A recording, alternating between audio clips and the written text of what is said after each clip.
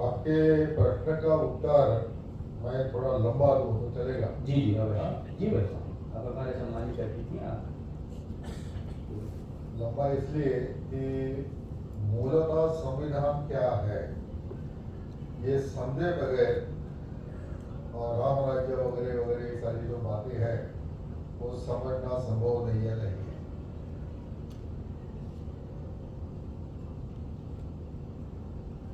केवल संविधान पढ़ने से, ओरिजिनल संविधान हमारा 395 आर्टिकल्स का है, उसमें सुधार होते होते अब 412 के करीब आर्टिकल्स बने हैं।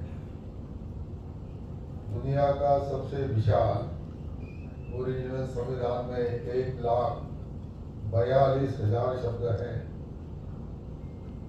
उसके अनेक भाग हैं, तो उसको लॉ स्टूडेंट यहाँ मेरे साथ जो कल से है वो लॉ स्टूडेंट है, तो मैं नम्रता से कह सकता हूँ कि वो संविधान लेकर पढ़ने के लिए बैठेगी तो उसके भी ध्यान में कुछ आएगा। ये क्योंकि कानून की भाषा होती है, ये क्लिष्ट भाषा होती है और उसे समझना कठिन होता है। ये संविधान जो होता है ये रिटर्न संविधान है, हमारा रिटर्न संविधान है।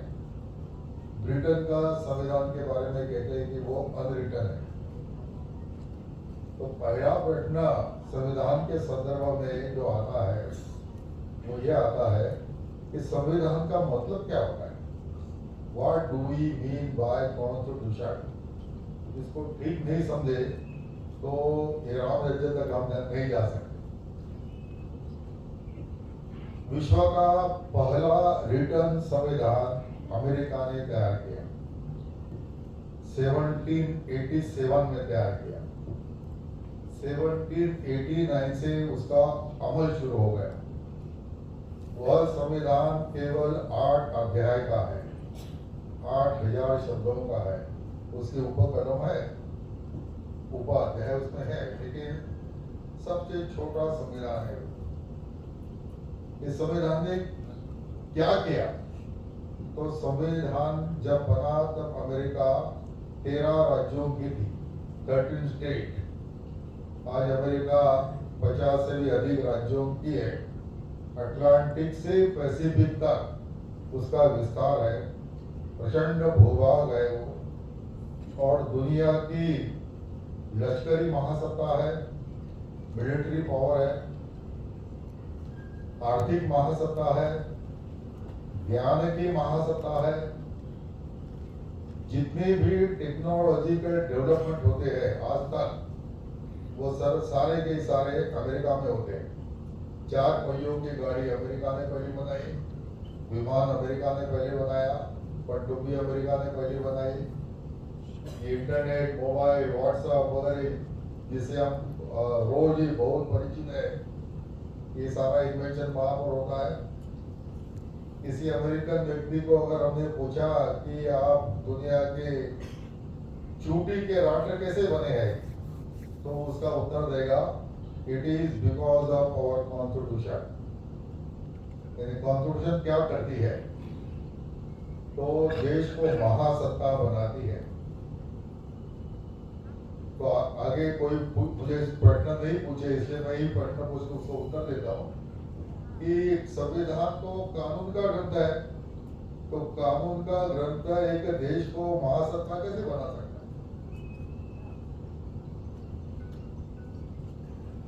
तो उसका उत्तर ऐसा है कि संविधान जो है यह रोज के जीने का विषय बनना चाहिए। अमेरिका का हर एक नागरिक संविधान रोज जीता है। हम लोग क्या करते हैं, हम संविधान पर भाषण देते हैं या संविधान बचाओ के मोर्चे निकालते हैं, हाथ में प्ले कार्ड वगैरह लेकर संविधान खतरे में है, प्रजातंत्र खतरे में है वगैरह वगैरह। उनको भी पूछा अगर जो मोर्चा निकालने वाले कि भाई आपको संविधान कुछ मालूम नहीं है, आप हमको जरा समझाओ क्या खतरे में है। ये संविधान इस प्रकार से इस प्रकार की मानसिकता राम राज्य ने खड़ा कर सके। इसीलिए संविधान को ठीक प्रकार से समझना चाहिए। संविधान, हमारे संविधान के संदर्भ में father of our Indian constitution, इसका श्रेय पूज्य डॉक्टर बाबा साहब अम्बेडकर जी को दिया जाता है। वैसे अमेरिकन संविधान का निर्मित का श्रेय जेम्स मैडिसन को दिया जाता है। वो जेम्स मैडिसन की आयु उस समय केवल 34 वर्ष की है। एक 34 वर्ष का युवक ऐसा डॉक्यूमेंट अमेरिका को देता है कि जो भविष्य में सब प्रकार की महासत्ता खड़ी करता है, उसको वंदन करना चाहिए। क्या उसकी सोच होगी? वो कहता है कि संविधान क्या है? तो संविधान यह दुधारी तलवार जैसी है। दुधारी तलवार समझते हैं ना, जिसको दोनों भी बाजू में मार सकते हैं। तो ये दुधारी तलवार जैसे नहीं, कैसे? तो यह कानून प्रजा को बांध के रखता है, और यह कानून जिन्होंने प्रजा पर राज्य करना है उनको भी बांध कर रखना है। ये दोनों को बांधने का काम ये संविधान करता है। अब ये संविधान कैसे निर्मित होता है? किसी भी लॉ स्टूडेंट को या जो वकालत करते हैं, खास करके हाईकोर्ट में जो वकालत करते हैं, उनसे अगर पूछा सवाल कि संविधान क्या है, तो उसका उत्तर देगा कि constitution is a supreme law of the land. तो ये देश का सर्वोच्च कानून यानी संविधान होता है, उसके परे कोई कानून नहीं है। तो उससे अनेक प्रश्न खड़े होते हैं। पहला प्रश्न ये खड़ा होता है कि what do we mean by law. ये आपने कहा ठीक है कि supreme law of the land, law का मतलब क्या होता है? और दूसरा विषय होता है कि ये सुप्रीम लॉ जो बनता है ये कौन बनाता है, उसकी प्रक्रिया क्या है? तीसरा प्रश्न निर्माण होता है कि जिन्होंने कानून बनाया है उनके कानून से मैं क्यों अपने को बांध कर लूं? Who are they to bind me? जैसे हमारे संविधान के संदर्भ में 1946 में संविधान सभा का गठन हुआ।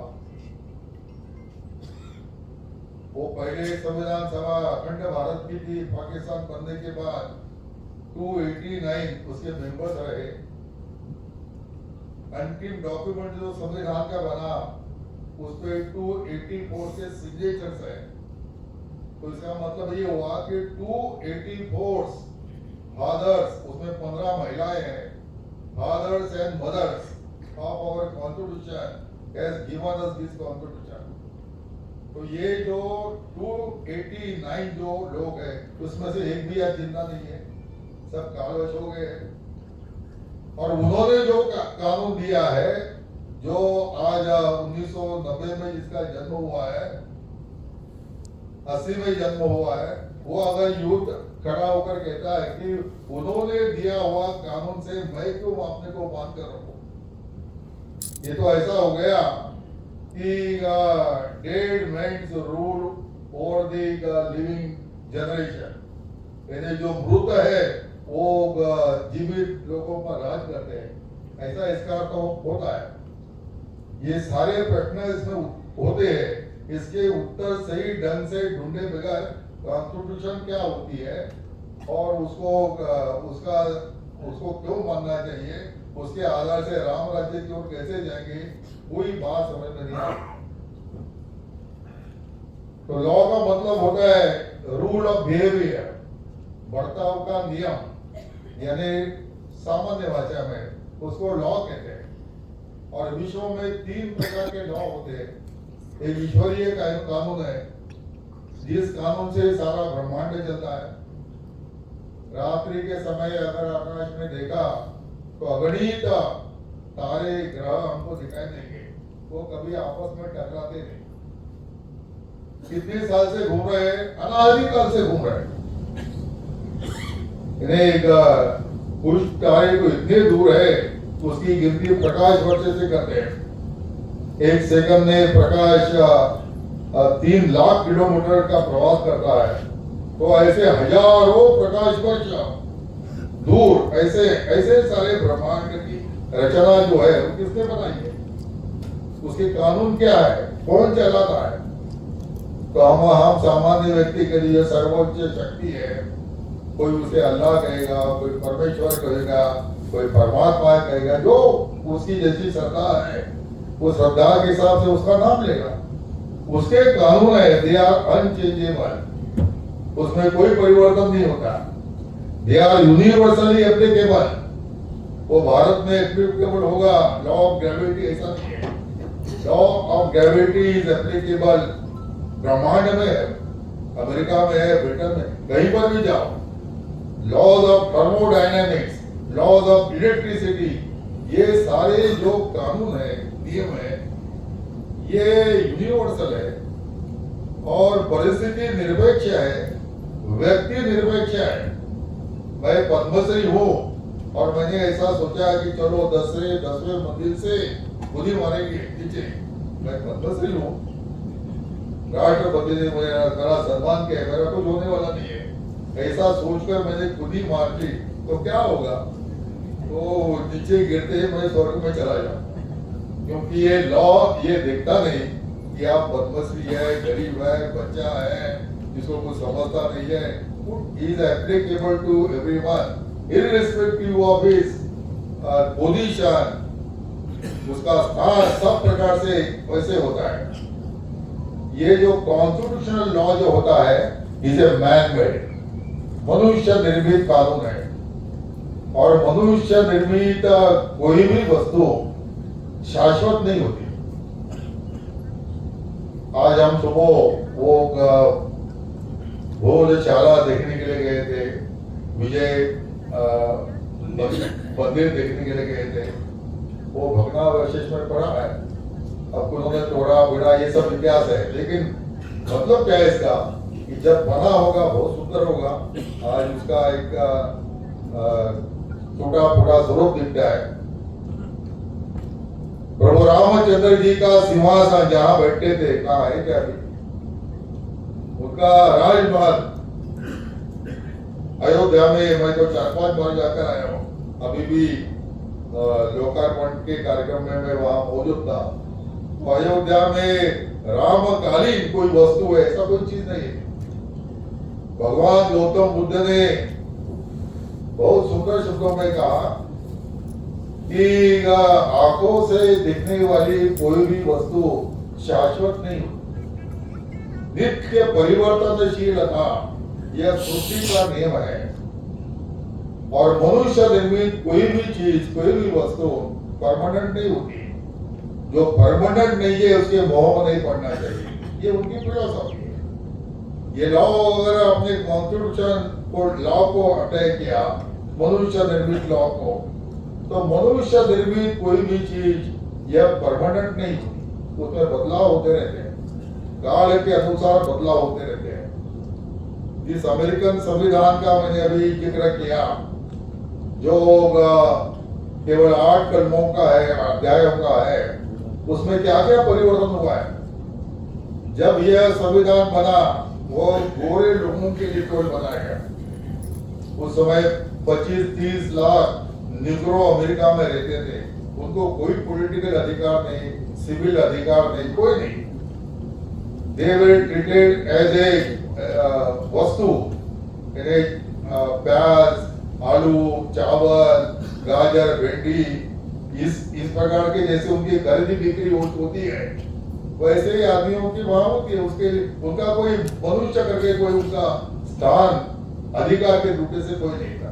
ये संविधान ने उनको कोई अधिकार नहीं दिया। यह संविधान केवल गोरे पुरुषों के लिए बनाया, महिलाओं के लिए कोई अधिकार नहीं। चुनाव नहीं लड़ सकती थी, शिक्षा नहीं ग्रहण कर सकती थी, ऐसे सब स्थिति है। अगर आज वो संविधान निर्माती अमेरिका के fathers of the constitution of America, वो अगर जीवित होकर आते हैं अमेरिका में, तो अमेरिका तो हर्षोल्लास के साथ 8-10 दिन की छुट्टी दे देगा। अरे हमारे फोर फादर्स आए, जॉर्ज वॉशिंगटन आए, वो चेयरमैन थे वो संविधान सभा के, जेम्स मैडिसन है, अलेक्जेंडर हैमिल्टन आया है, जॉन जे आया है, बड़ा आनंद मनाएंगे। लेकिन वो जब घूमकर देखेंगे बोले अरे जो संविधान हमने आपको दिया तो उस संविधान के आधार से देश चलता नहीं है। वो लोग कहेंगे नहीं नहीं, आपके संविधान के कारण ही आज हम दुनिया की सबसे बड़ी महासत्ता है, सब प्रकार की महासत्ता है। तो उन्होंने वो कहेंगे अरे हमने तो महिलाओं के लिए कोई अधिकार नहीं दिया था। अभी तो अमेरिका की परराष्ट्र मंत्री वो महिला बनती है, वो हिलारी क्लिंटन पिछले चुनाव में और वो राष्ट्रपति की उम्मीदवार करके खड़ी थी, उनको वोटिंग का अधिकार दिया है। बराक ओबामा, आज का शब्द है एफ्रो अमेरिकन, उस समय का शब्द था निग्रो, ये एफ्रो अमेरिकन अमेरिका का राष्ट्रपति बना। ये कैसे बना? तो ये संविधान की जिसे बोलते हैं फ्लेक्सिबिलिटी। तो काल के अनुसार संविधान में परिवर्तन होते रहता है। 1949 में जो हमारा संविधान बना उसमें 120 से अधिक सुधार हो चुके हैं। काल के अनुसार उसमें सुधार करने पड़ते हैं। और संविधान आम आदमी हमारे हम यहाँ जो बैठे हैं शायद इसमें से कुछ 10-15 लोग ऐसे होंगे कि जिनका संबंध डायरेक्टली वो कॉन्स्टिट्यूशनल लॉ से आता है। इतने भी होंगे तो मुझे पता नहीं है, लेकिन हम सब आम आदमी है। तो आम आदमी की दृष्टि से संविधान का महत्व क्या होता है? तो महत्व ऐसा है कि संविधान इज बेस्ड ऑन फिलॉसफी। तो संविधान की फिलॉसफी समझनी चाहिए। संविधान is based on some life values, ये वैल्यूज को समझनी चाहिए। एंड संविधान अपने सामने एक देश को उन्नति का एक रोड मैप रखता है। इस रास्ते से अगर आप चले, जैसे मेरे सामने सीढ़ियां है, चलते चलते ऊपर जा रही है, तो ये संविधान की सीढ़ियां है, इससे अगर चलते जाओगे तो देश महान बनेगा। ये ऐसा जो सारा विषय संविधान ने गठित किया है उसकी फिलॉसफी समझनी चाहिए, उसकी वैल्यू सिस्टम समझनी चाहिए और उसका ध्येयवाद समझना चाहिए। ये सारी चीज समझने आने के बाद राम राज्य की जो कल्पना हम करते हैं वो प्रत्यक्ष में आ जाएगी, ऐसा मुझे लगता है। धन्यवाद भाई साहब। आपने अभी संविधान निर्माता पूज्य डॉक्टर भीमराव अम्बेडकर का उल्लेख किया, तो आपके अनेकों लोकप्रिय चर्चित पुस्तकों में से 2 पुस्तकें हैं डॉक्टर भीमराव अम्बेडकर पर केंद्रित, संघर्ष महामानव का और दूसरा है डॉक्टर हेडगेवर व डॉक्टर अम्बेडकर। डॉक्टर अम्बेडकर के बारे में हमारे वामपंथी बुद्धिजीवियों ने बहुत सी भ्रांतियां समाज में फैलाई है, तो निश्चित ही उन भ्रांतियों को दूर करने का सत प्रयास आपने अपनी पुस्तकों में किया होगा।